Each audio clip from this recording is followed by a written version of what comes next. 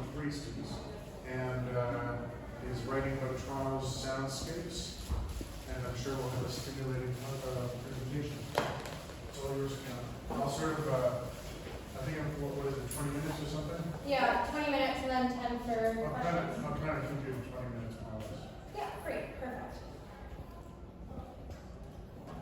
Hi everyone. I first want to acknowledge everyone who presented before me. We have spent the last year working tirelessly, researching projects of interest, working with professors. So thank you to all the MPC students who came before, all the professors who supported us along the way, and facilitators today.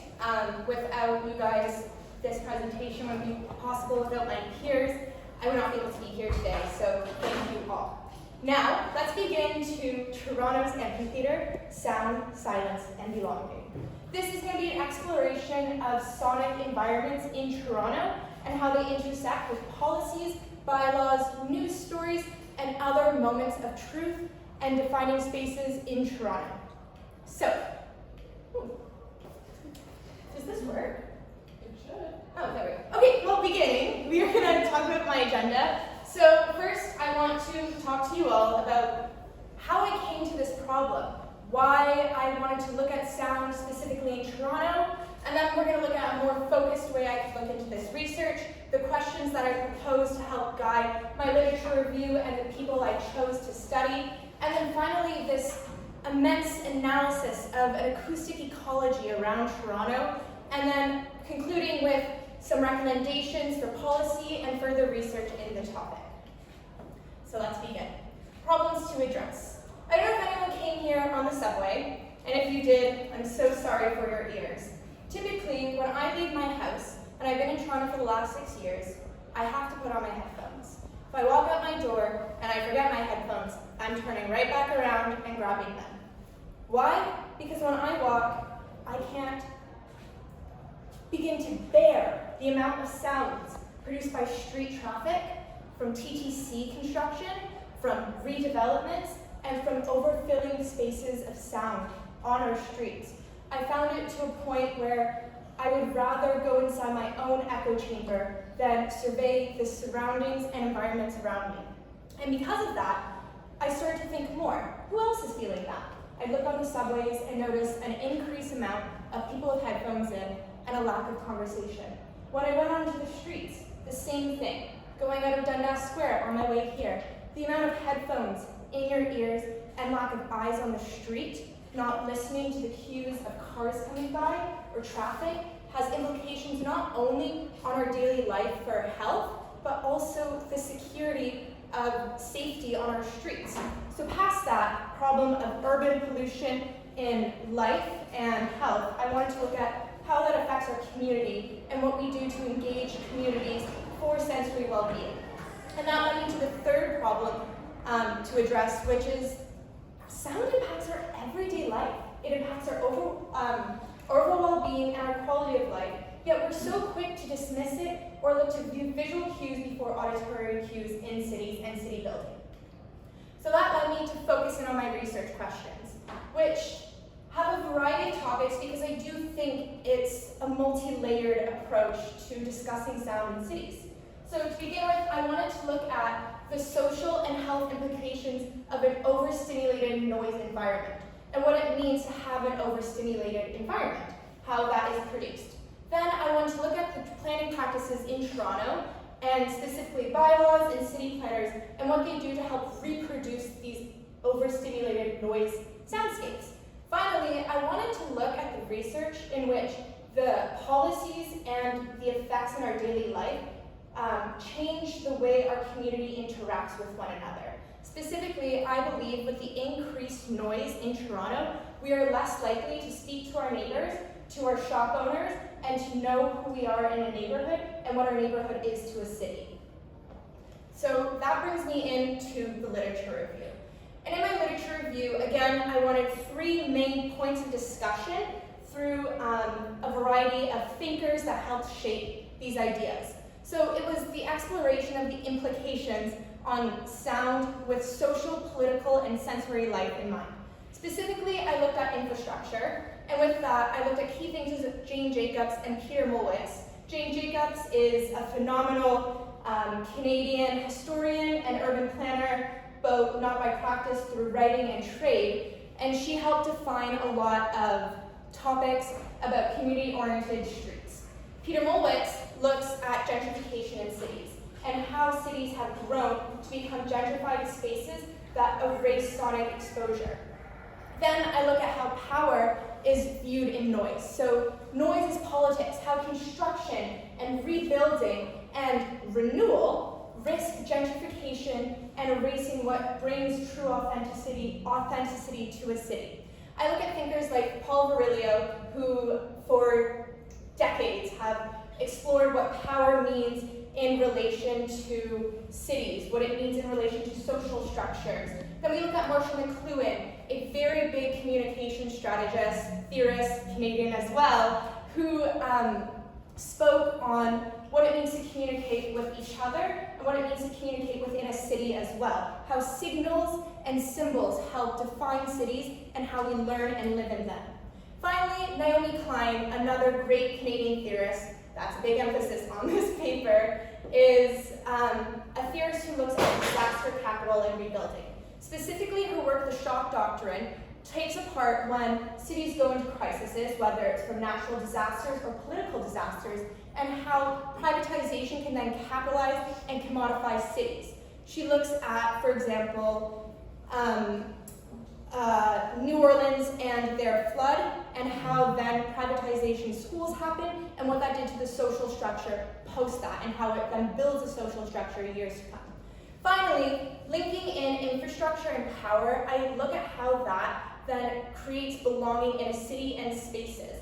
I look at theorists like Eppley, Casey, and Miller, all of which talk about how daily interactions with a stranger, whether it's on a subway, on a street, or interacting with a shop vendor, increase our sense of belonging, our positive interactions in cities, and safety. So into that, we have really two main theorists that I definitely drew upon. One is R. Murray Schafer. He is called the founding father of sound research. Specifically in the 1960s, he established a field of study at Simon Fraser University looking at the soundscapes across the world. What he did is create this idea of acoustic ecology, and it's going into environments, and instead of looking at how they function visually, he geared it towards auditory listening by setting up microphones in different spaces and creating overlapping layers of soundscapes to have a picture of what this area could look, but auditorily rather than visually. And with that, he then decided to link these ideas of soundscapes into broader terminology and applying it to social structures and how we communicate with one another past that. Then, as I mentioned earlier, Jane Jacobs, ideally everyone in urban planning knows of her, especially in Canada. She is the champion of community-based urban planning, and specifically wrote the novel in 1961, The Life and Death of American Cities. In this work, what she did was look at how highways and streets have changed over the last 20 years, and what that has done to the way we interact socially, on streets specifically, and how the privatization of highways and infrastructures have created a gentrifying response in cities because people are less likely to live in them. Though, as we'll learn later on, a reverse effect has happened in the last 10 years in which people have come back to cities and fled away from suburbs.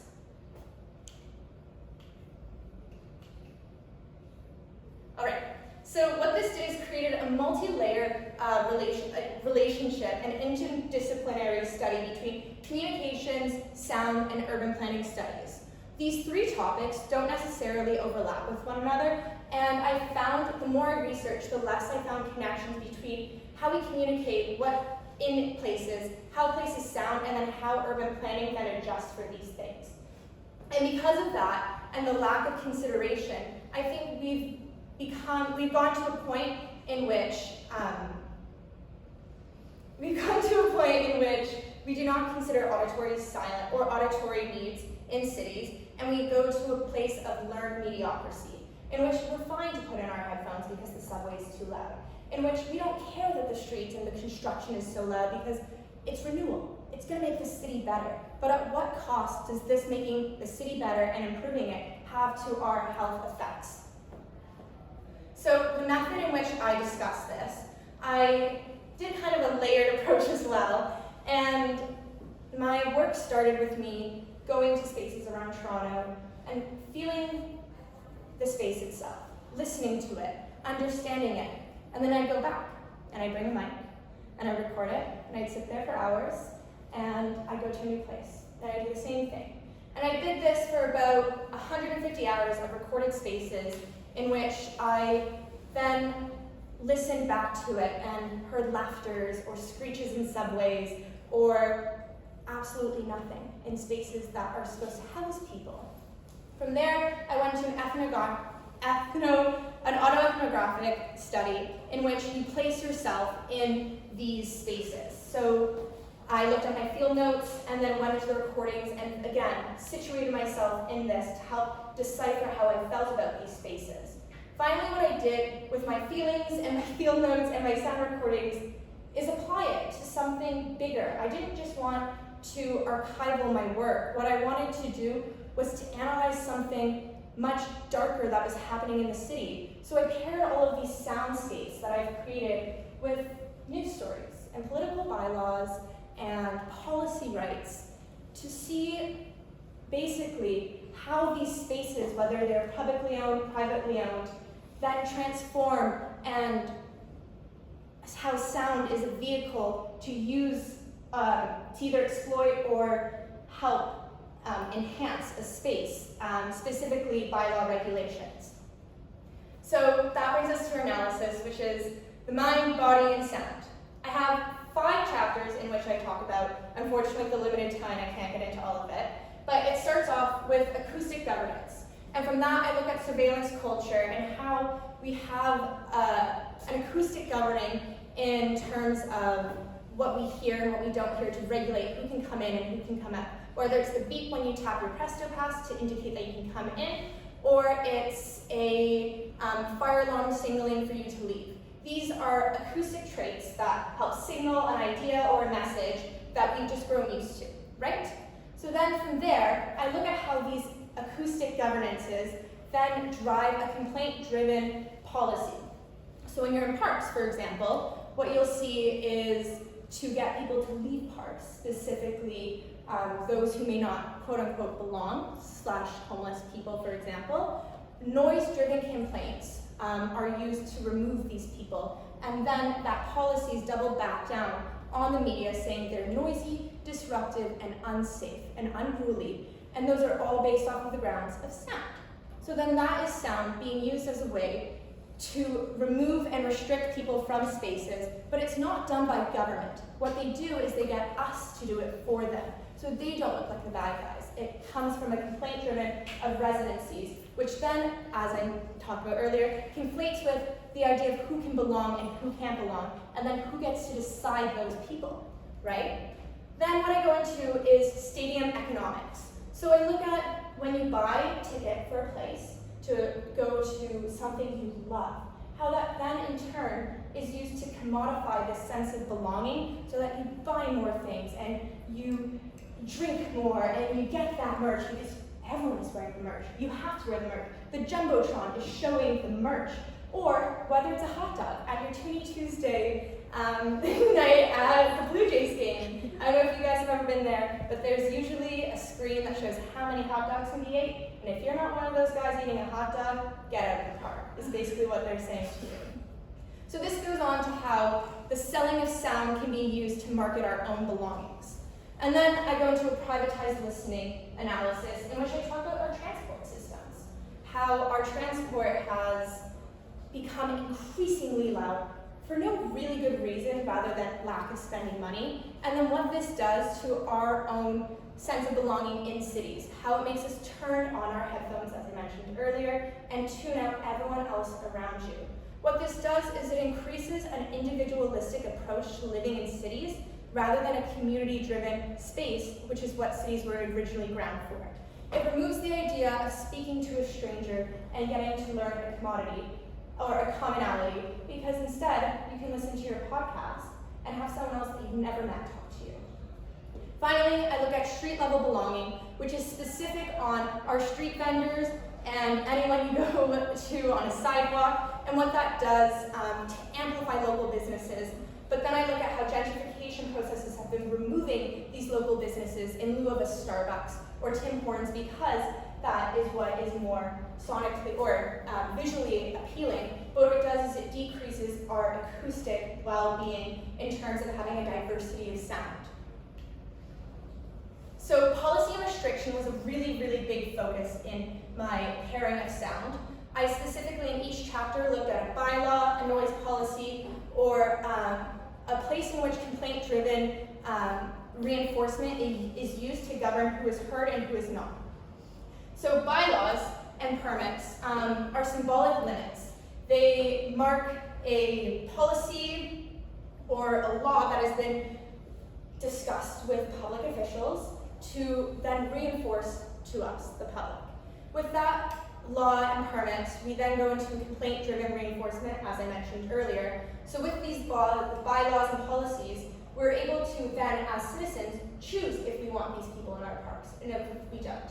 And the people that get to choose are not our everyday citizens like us. They are the upper class, the elite, the ones that can afford to make these complaint-driven calls, the ones who can connect themselves with policymakers, say, get them out, I don't want to see these people in my parks. I look specifically at campuses as well, and how campuses like TMU and U of T are grounds for academic conversations and have marked themselves as a place for speech and thoughtful provocation.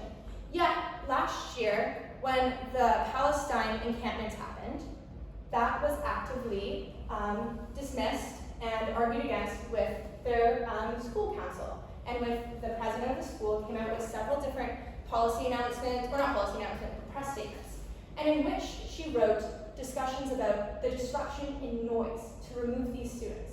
And ultimately, when they went to the police, or when the police got involved to remove these students from the encampment, the #1 policy that was used was a disruption of noise and how that would disrupt students, despite there being reportings from professors, from student groups and unions citing that there was not this disruptive, loud, ambient space, but rather a place of reunion and communion where we could break bread on differences for everyone.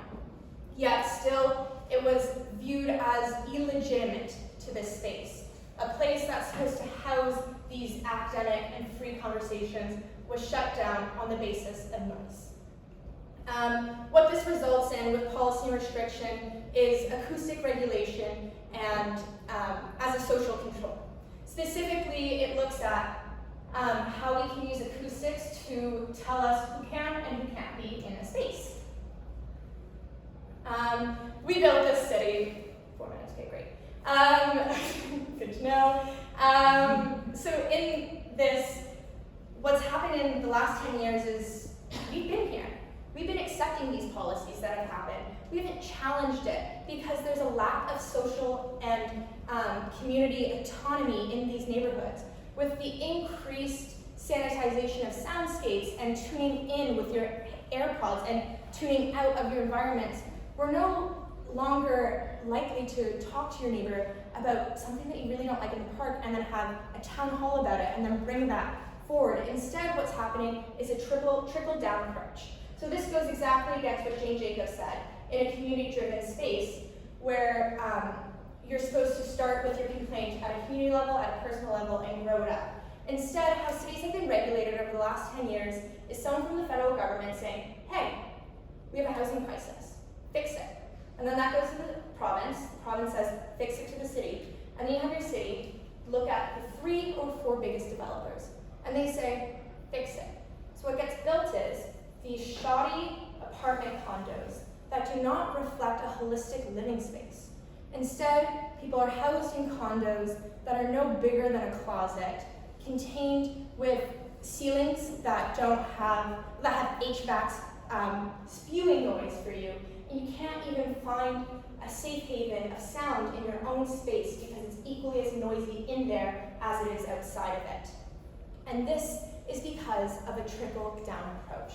It's because we don't have community leaders discussing what should and should not be in their neighborhoods, since simply there's been a drive for us to be individuals in a city instead of community members in a city. Then it brings us to the antithesis of my thesis, coffins in the sky. As I just discussed, it's a cement box, 40 feet up in the air. 40 feet's not that tall. Yeah, but 40 stories up in the air, and you're looking out to Toronto, and no one can look into you. You are all alone in this space, and you might as well put your headphones on in there, because who else is listening to you? And that's this learned effect that we have. No one cares about me in this city. No one is listening to me. So why should I bother trying to improve it myself? And when we all have this approach, what happens is a mass amount of gentrification. We see spaces like Ossington and Parkdale get taken from their local community members who've been there for years and rebranded and redeveloped to have the coolest coffee store, the really nice wine bar. But at what cost? You remove the people who have been there forever, you put up a condo that's pretty ugly, and and you have a bunch of people who have moved into the city that don't have roots in the city and don't care to set roots in it because they've come into Toronto, which could look like Chicago or New York or London or any other city, because it's losing its identity. And not just visually, but acoustically. So, the hills are alive. What could our cities look like? I'd like to point out this video right here was taken about a kilometer away from my house in Ottawa. I live in a downtown center in Ottawa, and there was deer just walking normally in this space. We can build environments and cities that support ecology, not only in terms of natural environments, but how these natural environments can then acoustically bring together a more holistic space that is in tune to our natural rhythms. What we've come as biological people is to hear and feel calmness when there's water, when there's a silence but the grass stinging in the air, and that's all you hear is when you can actually get your thoughts back. But increasingly, we have spaces that don't care about this. They don't care about maintaining our natural ecology of sound because they'd rather have us in stitches and isolated by ourselves. So, what my final recommendation is before I conclude this is 3 case studies of different areas that really support an acoustic ecology before a visual one, and it cares about its residencies before its economic value. So first off is Barcelona's superblocks, which is really good at containing a environment in terms of, as we see here, the highest point of the buildings will be on the outside, and that creates a containment inside for its residencies. There's a courtyard that'll be featured in there, usually schools and parks, and it creates not only a level of safety for those neighborhood goers, it blocks out sound coming in from all the transport, so you'd have to leave your super block to get into like a car area or like a bus. And what it does is it really focuses on this holistic type of listening that I mentioned, one that's in tune with the laughter of your community and saying hello to your stranger in this super block, and then leaving it and transporting to the next space. And this has massive effects, not only on our health and hearing itself in terms of decibel levels, but also in terms of our social well-being and how community members interact with one another. Another example I want to point to is Copenhagen's bike priority. Copenhagen is a city that really focuses on exercise and being in tune with nature and using your legs, for lack of a better word. So what they've done is they prioritize bike lanes, and with that, the entire population has started to bike around this city rather than using cars. And the sounds itself has decreased massively, but further, it also encourages this health initiative where citizens are happier because they're healthier, they're happier because they're not hearing a TTC street cart slam at 4 in the morning, and they're happier because they're moving.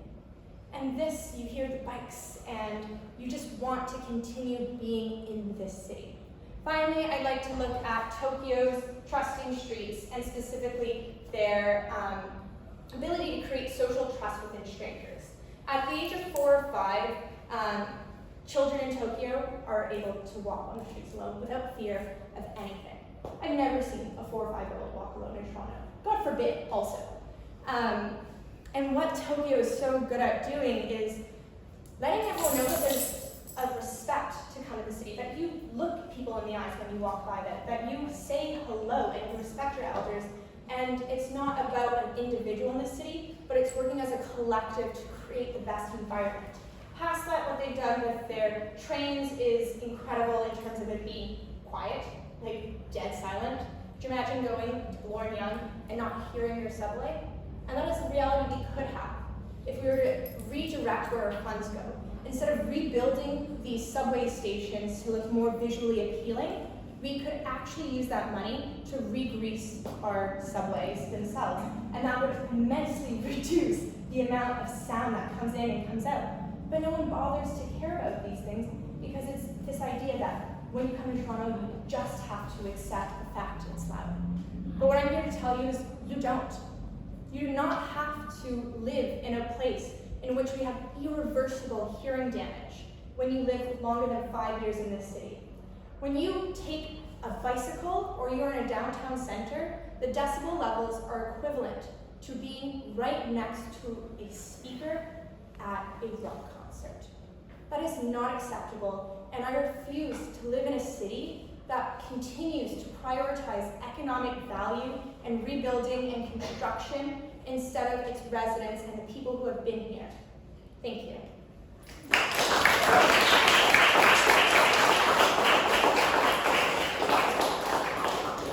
I open the floor to questions. Yeah, questions?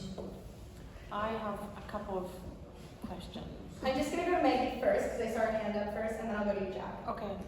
I really love how you keep bringing up the point of like learned mediocrity throughout your presentation. I think it's something that we kind of dismiss of how easy we are to just accept the situation that we're given and that we are in. But I also do think that silences a lot of voices of people who might be feeling similarly to like what you described, but are not willing to speak about it because they'd rather just accept it. So how do you get that like population of people to either protest or speak up or like challenge the policies and the laws? That's a great question, Maggie, and it starts here.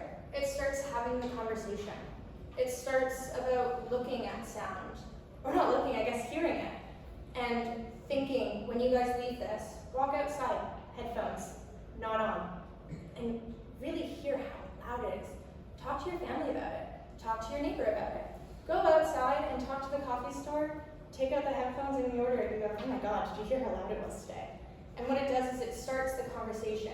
Education, I think, is a forefront of it, which is why I tried to blend communication studies with sound studies with urban planning, because it's something that just is often not observed or cared about sound, because it's just an afterthought. So it's trying to move this sound as the center of a bigger problem. Yeah, thank you. I said I would go Jack and then I'll go Lily. First of all, I have two questions, two primary questions. First of all, I wonder what you meant by people who have moved here who didn't have roots here. That seemed like a quite wild thing to say.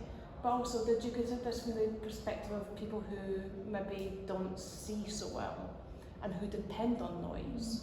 For example, the evolution of the electronic car is kind of ruining my life because it makes it harder for me to cross the road. So actually I depend on sound. I love the noise of construction because I know up the street the pavement is going to possibly be closed, so I might have to cross the road. So actually sound can be an enabler as well as an inhibitor. I agree, and so in this study I actually did look at people who are hard of seeing and how that affects sound. Specifically in Toronto, what we have is a layered approach to sounds. So you can go into a space and there's multiple layers, and what it does is it creates a high volume output but a low clarity input.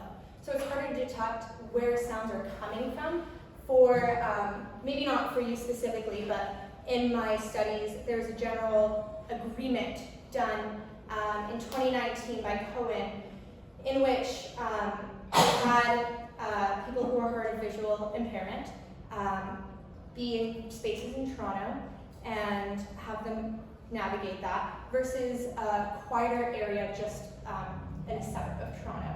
And the difference was they were able to locate where sounds were coming at a far larger range than, say you're here and you can hear sound 5 meters away because there's a high level of layered sounds versus when you're in a place that's regulated sounds where it's just transport coming, say it's just cars, you're not hearing conversations going. You can have a range of 30 degrees. So you can hear where things are coming from 30 meters rather than 5. And what this does when we have regulations that support single sound layers, it helps increase clarity of where noise is coming from. I hope that helps. It really does. Thank you. You're welcome. Lily, did I see your hand up? Yeah, sorry. Your slide on mind, body, and belongings spurred my question of what do you think that sound affects the mind or the body first, or do you think those happen simultaneously always? I was just like, this is so intriguing to me, and I just wanted to know your opinion on that. That's a great question. While I didn't look at research that specifically indicates one or another, from a personal experience, I've always found sound has a bodily reaction to me. If someone goes boo, I'll jump before I'll think. It's a visceral reaction I have to sound specifically, and I think it's just because personally I find I'm very sensitive to noise now. And yeah, I react with my body before my mind, but because of this bodily reaction, it implored what it does to my mind for me, I guess, and that's kind of where I started my thesis from. That's beautiful. You're welcome. Kira and then Patrick. So just going back to green space discussion. Yeah. Toronto has a ton of green space. It's built on the ravine. The Greenwood Flats are probably a little bit over a kilometer away from here. So it's more of a question of how we get that information out to the people of Toronto in terms of the availability of this green space. Yeah. So do you have an idea of how you would communicate the existences of those green spaces to the wider population? Because they can kind of be a bit invisible if you don't know about them. I totally agree with you. I myself, I have no idea how they're doing their policy, or not policy, but publicity for green space in Toronto. What I think I was more focusing on was how green space can be specifically integrated inside and within buildings. So like biophilic buildings. Milan is a great case study in which there's massive buildings and they create green walls inside of it. And what that does is absorb sounds in the city, and it helps absorb construction, but also is beautiful and can create a distant tree breeze or whatever that people might be able to hear if they're on their patios. So it's incorporating spaces that have trees along the corridors of streets, where we're seeing less and less of that in Toronto specifically. Furthermore, I like to look to Ontario Place, which was a massive green space in Toronto that has then been privatized by the Ford government and was supposed to have a beautiful spa there, which turns out there's not a spa that's going there anymore. And it's looking at how we privatized our green spaces instead of making them public spaces of belonging. So that's more where I was going for with the green approach in this thesis. I have here and then here. Do you think there'd be value in the municipality measuring acoustics on a daily level and then maybe reporting that to media as a comms, professional comms type thing, so that people could know where the ambient sound is high and low, and until that point where you might be able to go to a quiet area. If you want to be quiet, it's quiet today in this neighborhood. It's noisy today in this neighborhood. I think there would be a lot of value to that, and I think it would be a great practice that we could implement. Do I think traditional media is willing to pick this up as a news beat? Less likely, specifically in Toronto, because I don't think it has the viewership quite yet. I think in 5 years from now, when there is a more awareness of sound ecology in cities, that might be something that could be really, really strong. But currently we don't even have tools to measure daily sound outputs in the city. So before anything, I think that needs to be done. Before reporting it to media, there just needs to be a restructuring of sound in city planning. Laya? I was going to say from everything that I've heard of the comments, it sounds like there's a lack of communication within the communities, and there are green spaces, or there were, but they're disappearing because people aren't talking about them or using them. So again, it's really interesting that noise has such a big part in this, and I'm so interested to go listen to the city more presently and see how much I've been blocking out just by living here for so long. Perhaps it's causing people to be more stressed and less energized and more tired, because that's something I've noticed as well, is that people are really drained. It has direct correlations to that, Laya. Thank you for bringing that up. Our cortisol levels are spiked because of sound in cities, specifically downtown cores. And not only is this an anxiety-inducing space to be in, it, again, draws into this individual instinct. Because you're anxious being in these loud spaces, you're more likely to tune into your phone because it's easier. You're more likely to put on your headphones because it's easier. And it draws back to this idea of learned mediocrity. We'd rather do the easier thing than work harder and communicate and create policies to make a better future for us all. And I would just highly recommend we just keep on chatting about this and we keep on talking about the influence sound has on cities. Thank you.